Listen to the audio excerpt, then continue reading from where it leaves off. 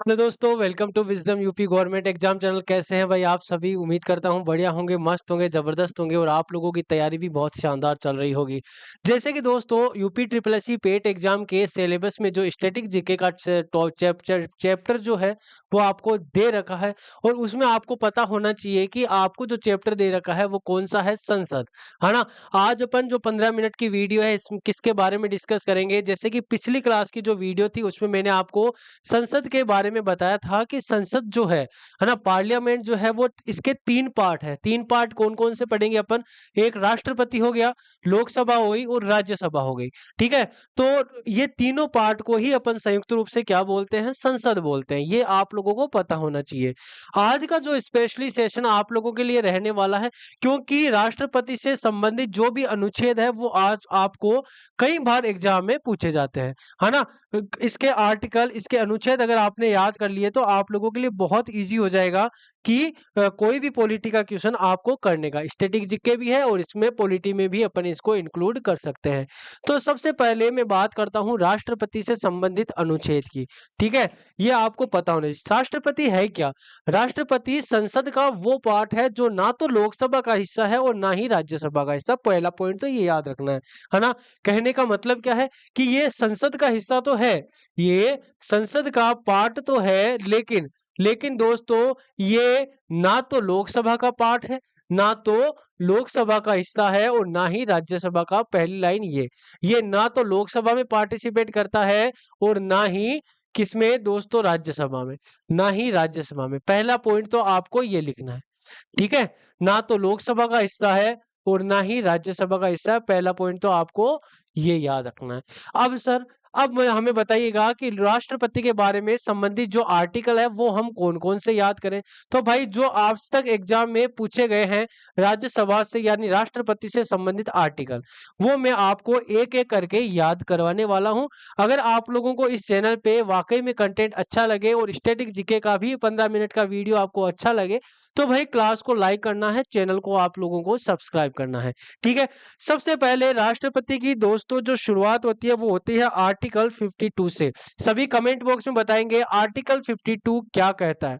Article 52 क्या कहता है तो आप सभी याद रखेंगे दोस्तों। आर्टिकल 52 में साफ साफ शब्दों में यह लिखा गया है कि भारत का एक राष्ट्रपति होगा। ये लाइन आप लोग लिख लीजिएगा, भारत का एक राष्ट्रपति होगा। और ये कहां पर लिखा है? ये आर्टिकल 52 में लिखा है।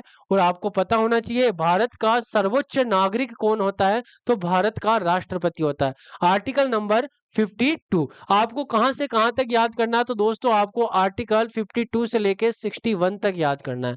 कहां तक? 61 तक आपको याद करना। आर्टिकल 52 हो गया जिसमें यह लिखा है कि भारत का जो एक है राष्ट्रपति होगा और वो भारत का सर्वोच्च नागरिक होगा। चलिएगा नेक्स्ट दोस्तों, अगर मैं बात करता हूं अनुच्छेद 53 की। अनुच्छेद 53 में क्या लिखा है?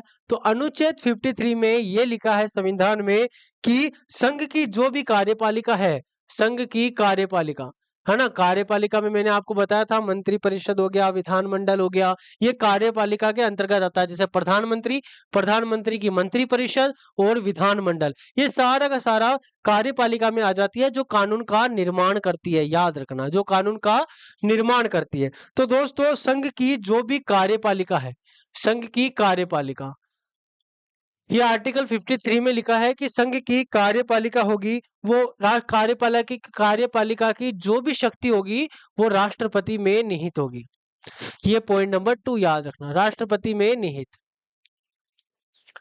राष्ट्रपति में निहित होगी, है ना। ये पॉइंट नंबर 2 आप लोगों को याद रख लेना। आर्टिकल 53 में ये लिखा है कि कार्यपालिका शक्ति, संघ की कार्यपालिका शक्ति, आप बाई ट्रिक भी याद कर सकते हैं। दूसरी बात, उसके बाद में दोस्तों पूछ ले आर्टिकल 54 में यानी कि अनुच्छेद 54 में क्या लिखा है, तो फटाफट से आप लोग याद करेंगे। आर्टिकल 54 में जो लिखा है वो लिखा है दोस्तों कि राष्ट्रपति का चुनाव, है ना, राष्ट्रपति का चुनाव में कौन कौन पार्टिसिपेट करेगा, है ना। राष्ट्रपति का जब चुनाव होगा, इसका इलेक्शन होगा, कौन कौन पार्टिसिपेट करेगा तो दोस्तों याद रख लेना, है ना। दोनों याद रख लेना, इसमें लोकसभा और राज्यसभा के एमपी बहुत इंपॉर्टेंट है। इसमें कौन कौन पार्टिसिपेट करते हैं? तो लोकसभा व राज्यसभा के जो निर्वाचित एमपी यानी कि सांसद, है ना, राज्यसभा के निर्वाचित सांसद, निर्वाचित जो भी सांसद है वो भाग लेंगे किसमें, राष्ट्रपति के इलेक्शन में। और इसके अलावा दोस्तों विधानसभा के एमएलए, किसके, विधानसभा के एमएलए, विधानसभा के एमएलए ये भाग लेते हैं किसमें दोस्तों, राष्ट्रपति के चुनाव में। यहां से क्वेश्चन एग्जाम में पूछा जा सकता है और किसमें है, आर्टिकल 54 में ये चीज लिखी हुई है, आप लोग इसको याद कर लेना। चलिएगा नेक्स्ट पॉइंट कौन सा है, आर्टिकल 54 हो गया, उसके बाद में अनुच्छेद जो है 55 आपको याद रखना है। अनुच्छेद 55 है वो आपको याद करना है। और अनुच्छेद 55 में क्या लिखा है कि जो विधि कौन सी होगी राष्ट्रपति के चुनाव की, कौन सी, राष्ट्रपति के चुनाव की विधि, राष्ट्रपति के चुनाव की विधि या चुनाव की रीति ये कैसी होगी। तो इस रीति का नाम कई बार एग्जाम में पूछा जाता है और वो क्या है, उसका नाम भी आप लोग याद रख लीजिएगा। उसको बोलते हैं आनुपातिक प्रतिनिधित्व प्रणाली, आनुपातिक प्रतिनिधित्व प्रतिनिधित्व प्रणाली, यह आप लोगों को याद रखना है।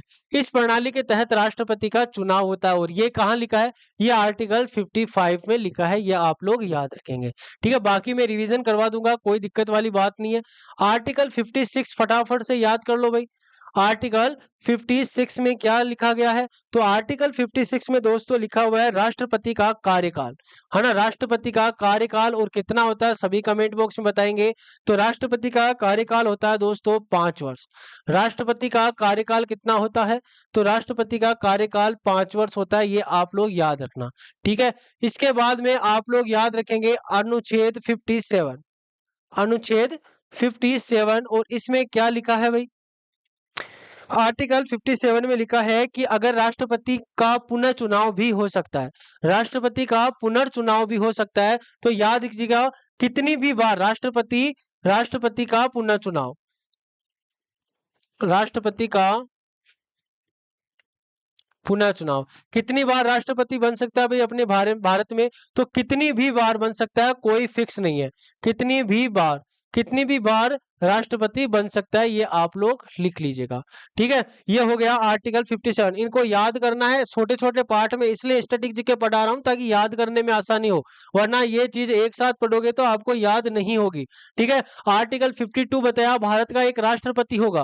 वो आर्टिकल 53 में क्या लिखा है, तो कार्यपालिका शक्ति किसमें निहित होगी दोस्तों, तो कार्यपालिका शक्ति होगी राष्ट्रपति में निहित। 53 मैंने आपको बताया, तो 53 दोस्तों कार्यपालिका शक्ति हो गई। 54 राष्ट्रपति का चुनाव किस प्रकार होगा, तो अनुपातिक प्रतिनिधित्व प्रणाली अपनाई जाती है।